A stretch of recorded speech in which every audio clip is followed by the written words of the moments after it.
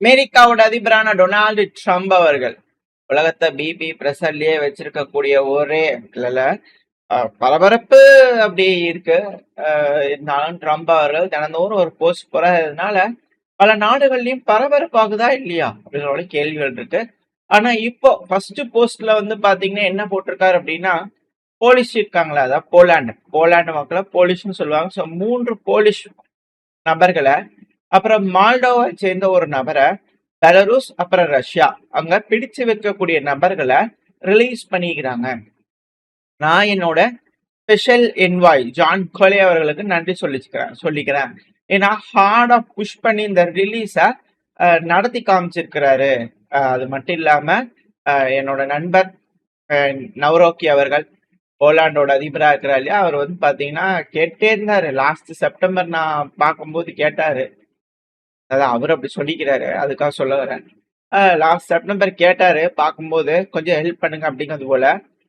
Belarus பிரிசன்ல இருக்கிறாங்க அப்படிங்கிறது போல. ஸோ அதனால நான் அப்ப வந்து ட்ரை பண்ணி இப்ப நான் அதுக்கான சாத்தியக்கூறுகளை செஞ்சு கொடுத்துறேன் பாருங்க. அமெரிக்காவான நாங்க நட்பு நாடுகளுக்கு எப்பவும், நண்பர்களுக்கு எப்பவும் துணை நிற்போம். கேட்கறத செஞ்சு கொடுப்போம். கொஞ்சம் தாமதம் இருக்கும், ஆனா செஞ்சு கொடுப்போம். நம்பிக்கை விட்டுறாதீங்க. அது மட்டும் இல்லாம அலெக்சாண்டர் லுகசங்கா அவர்களுக்கு நன்றிகள். கோஆபரேஷன் பண்ணீங்க இல்லையா, கோஆபரேஷன் அப்புறம் ஃப்ரெண்ட்ஷிப்க்கு ரொம்ப நைஸுங்க அப்படிங்கிறதுல ட்ரம்ப் அவர்கள் நைஸ் சொல்லியிருக்காரு லுகசங்கா அவர்களுக்கு. அதாவது லுகசங்கா அவர்கள் ஒரு டிக்டேட்டர், அவர் மோசம், அவரு வந்து அதிபர் இல்லை அப்படிங்கிறதெல்லாம் சொல்லிட்டு இருந்தாங்க. இப்ப சமீப காலமா டொனால்டு ட்ரம்ப் அவர்களே அவர் வந்து ஒரு அதிபர், நல்லவர் அப்படிங்கிறத சொல்லும் போது எப்படிங்க அப்படிங்கிற கேள்வி.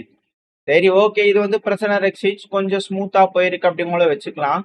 ஆனா இன்னொரு போஸ்ட் அதிர்ச்சி தரும் போஸ்ட். இல்ல ஆயிரம் பேச்சுவார்த்தை ப்ரொபோசல் அப்படிங்கள சொல்லிட்டு இருந்தாங்க இல்லையா, ஈரான் ரெஸ்பான்ஸ் பண்ணாங்க. அது அன்அக்செப்டபிளா இருக்கு. நான் இப்பதான் படிச்சேன். என்ன ரெஸ்பான்ஸ் இது? Representatives, I don't like it, totally unacceptable, தூக்கிட்டு போ அப்படிங்கள கொடுத்து விட்டேன் நானு அப்படிங்கள டொனால்டு ட்ரம்ப் அவர்கள் வந்து பாத்தீங்கன்னா கோபத்துல இன்னொரு போஸ்ட் போட்டுக்கிறார். ஸோ பரபரப்பு அப்படிங்கிறது வந்து பாத்தீங்கன்னா அதிகரிச்சிருக்கு மிடில் ஈஸ்ட்ல. இந்த டைம்ல ஒஹாயோ கிளாஸ் மிசைல் சப்மரைன் வந்து பாத்தீங்கன்னா ஜிப்லாட்டார், மெடிட்ரேனியன் சீக்குள்ள என்ட்ராகிறதுக்காக இருக்கு இல்லையா, ஸோ அந்த பகுதிகளில் வந்து பாத்தீங்கன்னா அப்சர்வ் பண்ணப்பட்டிருக்கு. ஸோ ஒரு சப்மரைன் வந்த வண்ணம் இருக்கு மெடிட்ரேனியன் சீக்குள்ள அப்படிங்கிறது போல. ஆல்ரெடி பேட்டில் கேரியர் இருக்கு, 2 கேரியர் இருக்கு, பிரான்ஸ் இது வந்திருக்குன்னாங்க. இப்போ இதுவும் சேர்ந்து வந்திருக்கா அப்படிங்கிற கேள்விகள். இந்த சமயத்துல இஸ்ரேலோட பிரைம் மினிஸ்டரான பெஞ்சமின் நெத்தன்யாஹூ அவர்களை பேட்டி எடுத்திருக்காங்க. அதுல அவர் சொல்லக்கூடிய மிக முக்கியமான விஷயம் என்னன்னா, ஈரானோட போர் இன்னும் முடியல, தொடர்ந்து நடந்துகிட்டே தான் இருக்கும். என்ரிச்டு யுரேனியமை எக்ஸ்ட்ராக்ட் பண்ற வரைக்கும் இந்த பிரச்சனைகள், இந்த போருங்கிறது நடக்கும். அதாவது என்ரிச் பண்ணக்கூடிய ஃபெசிலிட்டிஸ், என்ஹான்ஸ்மெண்ட் ஃபெசிலிட்டிஸையும் அழிக்கணும். Arsenal, drone Arsenal, ballistic missile, இது எல்லாத்தையும் அழிக்கணும். அது வரைக்கும் வந்து பாத்தீங்கன்னா இந்த ஆக்ஷன் இருக்கும். ஈரானோட ப்ராக்சிஸ் வழியாவும் இது போல எந்த ஒரு விஷயமும் நடக்காம இருக்கிறதுக்கான வேலைகள் செய்வோம். எல்லாத்தையும் டிஸ்மேண்டில் பண்ற வரைக்கும் நாங்க இந்த பிரச்சனையை விட மாட்டோம். அது மட்டும் இல்லாம என்ரிச் பண்ணக்கூடிய யுரேனியம் இருக்கு இல்லையா, அது ஈரான்ல இருந்து வெளியே கொண்டு வந்தே ஆகும். அதுதான் மெயின் அப்படிங்கிறத நெத்தன்யாஹூ அவர்கள் வந்து பாத்தீங்கன்னா சொல்லிக்கிறாரு. அது மட்டும் இல்லாம டீல் அப்படிங்கிறத சொல்றாங்க. ஈரானோட டீல் ஓகே தான். ஸ்பெஷல் ஆபரேஷன் அப்படிங்கும்போது ஒன்னு டீல் வழியா இந்த யுரேனியம், இந்த மிசைல் கட்டுப்பாடு, ட்ரோன் கட்டுப்பாடு இதெல்லாம் விதிக்கிறதுக்கு ஓகே, ஒத்துக்கிட்டாங்கன்னா ஓகே. அப்படி இல்லைன்னா ஸ்பெஷல் ஆபரேஷன் மூலியமா அதை செஞ்சே தீர்வோம் அப்படிங்கிற சொல்றாங்க. ஸோ பெஞ்சமின் நெத்தன்யாஹூ அவர்களுக்கு இப்ப வரைக்கும் ஈரானோட போர் நிறுத்தத்துக்கு எந்த ஒரு இன்ட்ரெஸ்டும் இல்லை அப்படிங்கிற புரிஞ்சுக்கலாம். At the same time Danny Citrinovich அவர்கள் இந்த வீடியோல இருக்கிறாரு, அவர் தான். ஸோ இதுவும் மேற்கு மீடியால கொடுக்கக்கூடிய பேட்டி தான். ஸோ அதில் அவர் என்ன சொல்றாரு, ஆக்சுவலா இவர் யார் அப்படின்னா ஐடிஎஃபோட மிலிட்ரி இன்டெலிஜென்ஸோட டைரக்டர். அதுவும் ஈரான்ல இருக்கக்கூடிய ஒரு ரிசர்ச், ஈரான்ல எப்படி உள்ள ஊடுருவலாம், என்ன பண்ணலாம், தகவல்கள் எப்படி சேமிக்கலாம் ஈரான்ல அப்படிங்கிறது போல உளவுத்துறையோட மிக முக்கியமான ஒரு நபரா இருந்திருக்காரு. ஸோ இவர் வந்து பாத்தீங்கன்னா என்ன சொல்றாருன்னா, பிலீவ்ஸ் ட்ரம்ப் அவர்களுக்கு வந்து பாத்தீங்கன்னா அழுத்தங்கள் போட்டு அக்ரிமெண்ட்டை சைன் பண்ண விடாம பிளாக் பண்றாங்க. ஏன் அப்படின்னா, திரும்பவும் இது போல ஒரு பேச்சுவார்த்தை மூலியமா இது முடியுதுன்னா அது இஸ்ரேலுக்கு மிக பெரும் பிரச்சனையா இருக்கும். இந்த என்ரிச் பண்ணக்கூடிய யுரேனியம் என்ரிச் பண்றதுக்கெல்லாம் ஒத்துக்க கூடாது. அதுக்கு நாங்க ஒருபோதும் அலோவ் பண்ண மாட்டோம். ட்ரம்ப் அவர்களுக்கு அழுத்தங்கள் கொடுப்போம். இஸ்ரேல் தரப்பு அழுத்தங்கள் போகும் ஏன்னா இஸ்ரேலுக்கு அப்படிங்கிறது டீல் போடாம இருக்கிறதே நல்லது, ஒரு பேட் டீலை விட அப்படிங்கிறது போல அவர் தரப்புன்னு சொல்லிக்கிறார். No deal is better than a bad deal அப்படிங்கிற அவர் தரப்புன்னு சொல்லிக்கிறாரு. இல்ல பெஞ்சமின் நெத்தன்யாஹு அவர்கள் இப்ப இருக்கக்கூடிய சூழ்நிலையில ஓப்பனா வந்து பாத்தீங்கன்னா கன்ஃபரண்ட் பண்ண முடியாது டொனால்ட் ட்ரம்ப் அவர்களை. ஏன்னா இதுக்கு முன்னாடி ஜேசிபிஓஏ ஒரு அக்ரிமெண்ட் வந்து பண்ணா ஈரானுக்கும் அமெரிக்காவுக்கும் நடுவுல இருந்துச்சு, இந்த அணு ஆயுதம் என்ரிச் பண்ணக்கூடிய விஷயங்கள் சம்பந்தமா ஒபாமா காலத்துல. அந்த மாதிரி தீவிரமா எதிர்க்கக்கூடிய மனப்பான்மையில இப்ப இருக்கமான்னு கேட்டீங்கன்னா இல்லதான். ஆனா ட்ரம்ப் அவர்கள் ஒரு சைன அல்டிமேட்டா பண்றாரு அப்படின்னா ஈரான் அது மிக பெரும் ஈரானோட பண்றாங்க அப்படின்னா இஸ்ரேல் அது மிக பெரும் பிரச்சனையில வந்து பாத்தீங்கன்னா சிக்கிக்கும். ஏன்னா நாங்க எதை அப்போஸ் பண்றோமோ அதை ஒத்துக்கிற மாதிரி ஆயிரும், அதை திரும்பவும் ரிப்பீட் பண்றதுக்கு நாங்க விடமாட்டோம். ஈரான் வந்து பாத்தீங்கன்னா அவங்க அவங்க நினைக்கக்கூடிய விஷயங்களை அச்சீவ் பண்றதுக்கு நாங்க அலோவ் பண்ண மாட்டோம். ஒன்னு blockade, economic pressure, special military operation, maximalist டிமாண்டை வந்து பாத்தீங்கன்னா நாங்க வச்சு எங்களுக்கு வேணுங்கிறத சாதிப்போம்.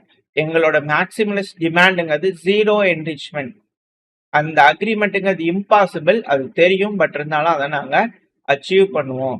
என்னதான் இந்த போர், இதுதான் ஹைலைட், ஒரு பேசினாலே இதுதான் ஹைலைட். என்னதான் இந்த போர் ஸ்ட்ராட்டஜிக்கலா ஃபெயில் ஆயிருந்தாலும், அதாவது ஸ்ட்ராட்டஜிக்கலா ஃபெயில் ஆயிடுச்சுன்றது போல அவர் தரப்பு பேசுறாரு. Failed strategically because Iran's core nuclear red lines did not change. அதாவது ஸ்ட்ராட்டஜிக்கா இந்த போர் தோத்தாலுமே தோத்துருச்சு அப்படிங்கறத அவர் எப்படி சொல்றாரு அப்படின்னா உறுதிப்படுத்தலாம்னா, ஈரானோட ரெட் லைன் அப்படிங்கிற வச்சிருக்காங்க இல்லையா, 39 நாள் போருக்கு அப்புறமும் சண்டை பிடிச்சதுக்கு அப்புறமும் ஈரானோட மனமாற்றம் அப்படிங்கிறது நடக்கல.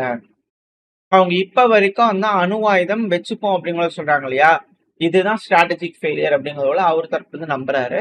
ஸோ இதனால இந்த பிரச்சனை இப்போதைக்கு முடியுமானா அது ஒரு சந்தேகமே.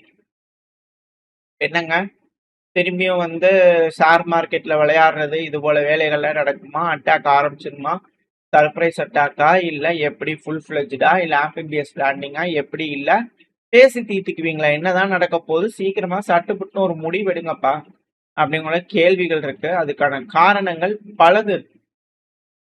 ஏன்னா இப்ப இருக்கக்கூடிய இந்த பிரச்சனையினால தாய்லாந்துலாம் வந்து பாத்தீங்கன்னா ரிஃப்ளெக்ட் ஆக ஆரம்பிச்சிருக்கு இந்த மிடில் ஈஸ்ட் இருக்கக்கூடிய பிரச்சனையினால. யூரியா யூரியா அப்படிங்கிறது ரொம்ப முக்கியம். தாய்லாந்துல நாடா வந்து பாத்தீங்கன்னா ஒரு சீசனுக்குள்ள என்டர் ஆகுது. அதாவது ஈரானோட போருக்கு முன்னாடி இருந்த மாதிரியான சூழ்நிலை இப்ப இல்ல. இத டாக்குமெண்ட் பண்ணி பார்க்கும்போது சப்ளைஸ்ல இம்பாக்ட் ஆயிருக்கு. இது ஃபியூயல் அப்புறம் ஃபெர்டிலைசர், அதாவது விவசாயம் பண்றவங்களுக்கு தேவைப்படும் இல்லையா யூரியா இது போல விஷயம். ஸோ ஃபெர்டிலைசர்ஸ் வந்து பாத்தீங்கன்னா தேவை. ஃபியூயல் ஆயில் கேஸ்லாம் இருக்கு இல்லையா, ஸோ அது தேவை, பெட்ரோல் டீசல். ஸோ இதெல்லாம் தேவை. அதெல்லாம் மிக பெரும் பிரச்சனைக்கு உள்ளாயிருக்கு. எதிர்பார்த்ததை விட மோசமா இருக்கு. It was worst then anticipated அப்படின்னு சொல்றாங்க. ஏன்னா விவசாயிகள்லாம் வந்து பாத்தீங்கன்னா உரம் இல்லாததுனால அவங்க விவசாயம் பண்றதையே தவிர்த்துக்கிட்டு இருக்காங்க, குறைச்சுக்கிட்டு இருக்காங்க. ஸோ அதிகப்படியான நிலங்கள் காலியா இருக்கு அப்படிங்கிற விஷயங்கள் இந்த தாய்லாந்துல இம்பாக்ட் ஆக ஆரம்பிச்சிருக்கு அப்படிங்கிறாங்க. ஏன்னா அதிகப்படியான பணம் அவங்களால கொடுக்க முடியல. அவங்க யோசிச்சு வச்ச மாதிரியான பணங்கள் அவங்களால செய்ய முடியல. இதே போல பங்களாதேஷ்ல இருந்து வர ஆரம்பிச்சிருக்கு, பிலிப்பைன்ஸ்ல இருந்து வர ஆரம்பிச்சிருக்கு, ஆஸ்திரேலியால இருந்து வர ஆரம்பிச்சிருக்கு. இதே போல போச்சுன்னா ஜூன் மாசம் இருக்கு இல்லையா, ஜூன் மாசத்துல இந்தியா மற்றும் பிரேசில் உலகத்தோட இரு துருவம், அதாவது ஒரு அதிகபட்ச விவசாய பொருட்கள் ஏற்றுமதி அப்படிங்கிறது அக்ரிகல்ச்சரல் ப்ராடக்ட்ஸ் வந்து ப்ரொடியூஸ் பண்ணக்கூடிய மிக பெரும் நாடுகள்னா இந்த ரெண்டு, இந்தியா பிரேசில். இவங்க ரெண்டு பேரும் வந்து பாத்தீங்கன்னா ஒரு சேர இந்த ஜூன் மாசத்துல இந்த யூரியா போடுற தட்டுப்பாடு இருக்கிறதுனால, உரம் இல்லாத காரணத்தினால, ஆயில் டீசல் இதெல்லாம் இன்க்ரீஸ் ஆகுறதுனால அவங்களும் சிமிலரா இதே போல ஒரு பிரச்சனைக்குள்ள என்டர் ஆகலாம். இப்போ வெசல்ஸ் மட்டும் யூரியாவை இந்த பகுதியிலிருந்து எடுத்துட்டு போலனா சிக்னிபிகண்டா ஈல்டு இந்தியா மற்றும் பிரேசில்ல கம்மியாகும். ஸோ விவசாயிகள் அதிகமா பாதிப்படைய போறாங்க. விவசாய பொருட்களோட உற்பத்தி கம்மியாகும், உற்பத்தி திறன் அப்படிங்கிறது கம்மியாகும். ஒருவேளை அப்படி நடந்துருச்சுன்னா கமாடிட்டி பிரைசஸ் எல்லாமே ராக்கெட் வேகத்துல உயர ஆரம்பிக்கும். இது எக்கனாமிக்கல் growth-அ ஹிட் பண்றது மட்டும் இல்லாம COVID-19 இருந்தது இல்லையா? அது போல சிமிலரான ஒரு சிச்சுவேஷனுக்கும் கொண்டு போகும். அட் த சேம் டைம் உணவு பஞ்சம் ஏற்படலாம் அப்படிங்கிற போல விஷயங்கள் வருது. ஸோ இத வச்சு பார்க்கும்போது நீங்க யோசிச்சு பாருங்க, எந்த அளவுக்கு இக்கட்டான ஒரு தருணத்துல நம்ம இருக்கோம். இதுதான் நம்ம சொல்லிட்டு இருந்தோம். June, July, August, September, October தொடர்ந்து பார்க்குறவங்களுக்கு தெரியும். ரொம்ப மோசமான ஒரு சூழ்நிலை இருக்கு. இந்த கஞ்சி தொட்டின்லாம் சொன்னாங்க தெரியுங்களா? அதெல்லாம் கேள்விப்பட்டிருக்கிறேன் நானு. எங்க வீட்லலாம் சொல்லுவாங்க, இந்த மாரி கஞ்சி தொட்டியில ஊத்தி நம்ம குடிச்சிருக்கிறோம். நீங்க வந்து என்னடா இப்படி பண்ற? அப்படிங்கலாம் கோவத்துல பேசுவாங்க. ஆ அதெல்லாம் வந்து பார்த்தீங்கன்னா, இப்போ கண்ணு முன்னாடி காமிச்சுருவாங்க போல தெரியுதே! அப்படிங்கும்போது அச்சங்கள் வருது. ஏதோ ஒண்ணு பேசி தீர்த்தாங்கன்னா பரவாயில்லன்னா, பிரான்ஸ் வந்து பார்த்தீங்கன்னா, ஒரு தீர்க்கமான முடிவுகள் எடுத்திருக்காங்க. ஈரான் கூட கோஆப்பரேட் பண்ணலாம் இந்த ஸ்ட்ரெய்ட் ஆஃப் ஹார்மோஸ்ல. ஏன் அப்படின்னா, ஒரு மிஷன வந்து சேஃப்டி இந்த ஸ்ட்ரெய்ட்டோட செக்யூரிட்டிய வந்து நம்ம உறுதிப்படுத்தி ஆகணும். இந்த ஹார்மோஸ்ல ஈரானோட கோஆர்டினேட் பண்ணலாம். ஈரான் இல்லாம நம்மளால பண்ண முடியாதுன்னா, கோஆர்டினேட் பண்ணி ஏதாச்சும் செய்யலாம் அப்படிங்கறத ஈரான் பிரான்ஸோட அதிபரான இமானுவேல் மேக்ரன் அவர்கள் சொல்லியிருக்கிறாங்க. ஆல்ரெடி யூரோப்ல விவசாயிகள் சாணிய கரைச்சு பயங்கரமா அடிச்சு போராட்டம் பண்ணிட்டு இருக்கிறாங்க, ப்ரொடெஸ்ட் பண்ணிட்டு இருக்கிறாங்க. ஏன்னா அவங்களுக்கு ஏகப்பட்ட சிக்கல்கள் இருக்கு. அவங்க எடுக்கக்கூடிய அந்த பாலிசிஸ்னால போடக்கூடிய பாலிசிஸ்னால ஏகப்பட்ட சிக்கல்கள் இருக்கு.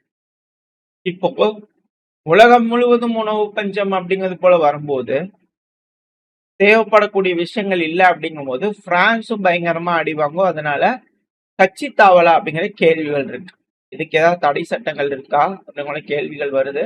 ஸோ வெயிட் பண்ணி பார்ப்போம். இந்த பிரான்ஸ், யூரோப்பியன் யூனியனா இருக்கட்டும், இவங்கெல்லாம் ஈரானோட இணக்கமா கோஆர்டினேட் பண்ணி போறாங்களா, இல்ல ராணுவத்தை அனுப்பி அமெரிக்காக்கு ஆதரவா இங்க போர் செய்ய போறாங்களா? என்ன நடக்க போகுதுன்றத வரக்கூடிய நாட்கள்ல பார்த்தோம்னா ரொம்ப குரூஷியலான டைம். பேச்சுவார்த்தை மூலியமா சுமூகமா பேசி தீர்த்துக்குவாங்கன்ற நம்பிக்கையில இந்த பதிவை நாம் முடிச்சுக்கலாம். ஓரளவுக்கான தகவல்கள் இந்த பதில பார்த்திருப்போம். இந்த பதிவு எப்படி இருந்துச்சு, உங்களுக்கு பிடிச்சிருக்கா? பிடிச்சுனா லைக் பண்ணுங்க, உங்களுக்கு ஷேர் பண்ணிக்கோங்க. அது கூடவே மறக்காம நம்ம சேனலை சப்ஸ்கிரைப் பண்ணலாம். மறக்காம சப்ஸ்கிரைப் பண்ணிக்கோங்க. அப்பதான் நம்ம போடக்கூடிய வீடியோக்களை வச்சு யூடியூப் நான் பேருக்கு ப்ரோமோட் பண்ணும். உங்களோட அன்பாதரவு எனக்கு எப்ப இருக்கணும் நம்பிக்கையில அடுத்த பதில உங்க சந்திக்கிறேன். Stay safe. பை.